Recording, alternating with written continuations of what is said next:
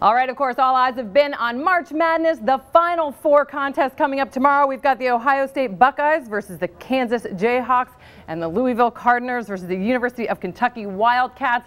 Everybody is saying it's so great to make it to the Final Four. They haven't even won the whole contest yet, but it is a huge deal in college basketball just to get to the Final Four. We're going to take a look at whether or not that matters as much in other sports. We've got Jared Diamond joining us via Skype this morning. Hey, Jared, how you doing? Great. So talk a little bit about the contest coming up tomorrow. Of course, everybody so excited for the Final Four. Oh, yeah, it should be great. There's going to be two great games tomorrow. I mean, this Louisville-Kentucky game is what everyone's talking about. Two of the biggest rivals in state, really close to each other. These two coaches have a big rivalry against each other, Rick Pitino and John Calipari. And I think the whole state of Kentucky has been sort of looking forward to this game all week. It's sort of like the big Royal Rumble for them down there. So I imagine being in that state right now, certainly a big contest. And of course, the Ohio State Buckeyes versus the Kansas Jayhawks. How do you size that up? I think Kansas has played great of late. They sort of coasted along all year, kind of were under the radar. Everyone sort of focused on Kentucky because Kentucky has been so extraordinary since the beginning of the year. But this Kansas-Ohio State is also very interesting. A lot of good big men there, and it's all sort of sizing up to be a really, really great weekend. All right, so let's take a look at what it means to get to the semifinals. Not only we've been just saying in this sport, people talk about the Final Four almost as much as they talk about who wins this tournament, and that's pretty unusual for college basketball, right? Or unique to college basketball. Yeah, and it's been like this for a long time. The Final Four has sort of taken on this mythical standing, much like the Super Bowl has in the NFL, except, like you said, the Final Four is just the semifinals. There's still two more games you have to win the championship. But you hear coaches and players talking at the start of the tournament that their stated goal publicly is we want to get to the Final Four. If we get to the Final Four, it's a success.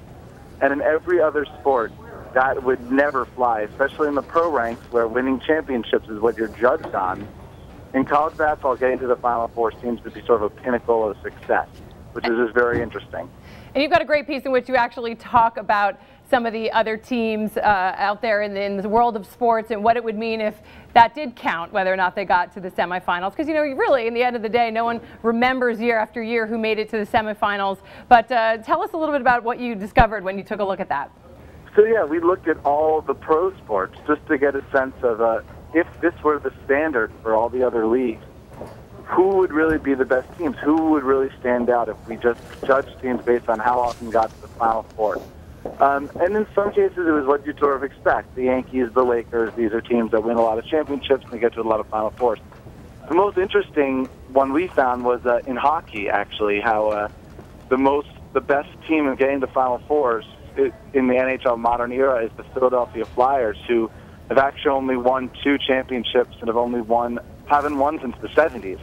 And they've actually been to the most Final Fours, so they're sort of the epitome of a team that, kind of close but no cigar. I'm sure fans in Philly won't take much, comfort in that. Right. And of course they don't win the ultimate prize at the end of the season, but does it mean a lot to the owners of the team, to the franchise? Is there more money coming in terms of people attending games because they've just happened to get further along in the season? Or, can they at least hold on to something that it meant a lot to get to where they did, even if it was just the semifinals?